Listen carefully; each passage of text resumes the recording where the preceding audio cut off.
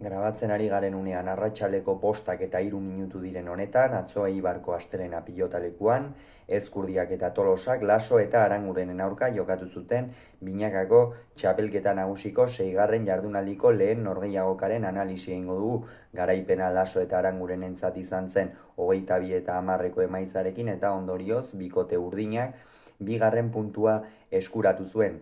Hasieratik nagusi izan ziren urdinak eta gakoa oso nabarmena izan zen. Ezkurdia txakalaldian ibili zela. Ezkurdiak ez zuen bat ere egun ona izan, hasieratik oso aldapangora ipini zitzaion norgehiagoka, eta horren ondorioz 12 eta 7 aurreratu ziren Laso eta Aranguren, eta benetan Lasok partida oso egokia egin zuen, pixkanaka ikusten da Bizkarra eta Gerendiaingoa ere erritmoa hartzen ari dela, Aitor Aranguren oso on batekin eta oso seguru batekin jokatu zuen atzo, eta horren ondorioz ikusi behar dena da orain nola reakzionatuko duten Ezkurdiak eta Tolosak gaurko atzoko porrot mingarri horren ostean, azken finean aurkari zuzen batzuen aurka 22 eta 10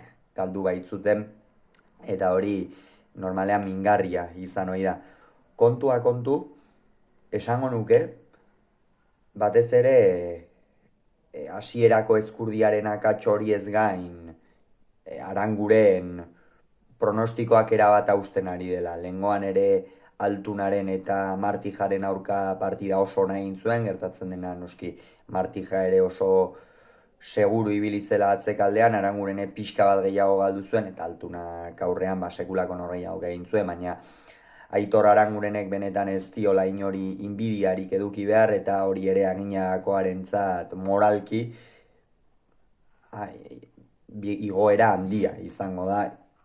Etzelako askorik espero Aitorrengandik txapelketa honetan, eta orain ze maila ematen ari den, eta benetan hori oso poztekoa da, eta bera ere ziur motivazioz egongo dela.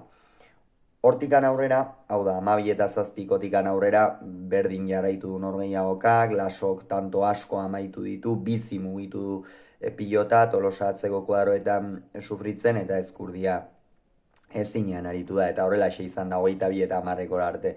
Esan bezala, porrot mingarria Ezkurdia eta Tolosarentzat, behar bada porrota espero zezaketen, partida irekia zelako, baina noski horrela galtzea 22 eta 10 emaitzarekin hain zuzenak dituzun aurkari batzuen aurka, inoiz ez da gozoa izan hoi, baina halaxe egokitu zaie, eta orain egokitzen zaiena urrengo norgehiagokan erreakzionatzea.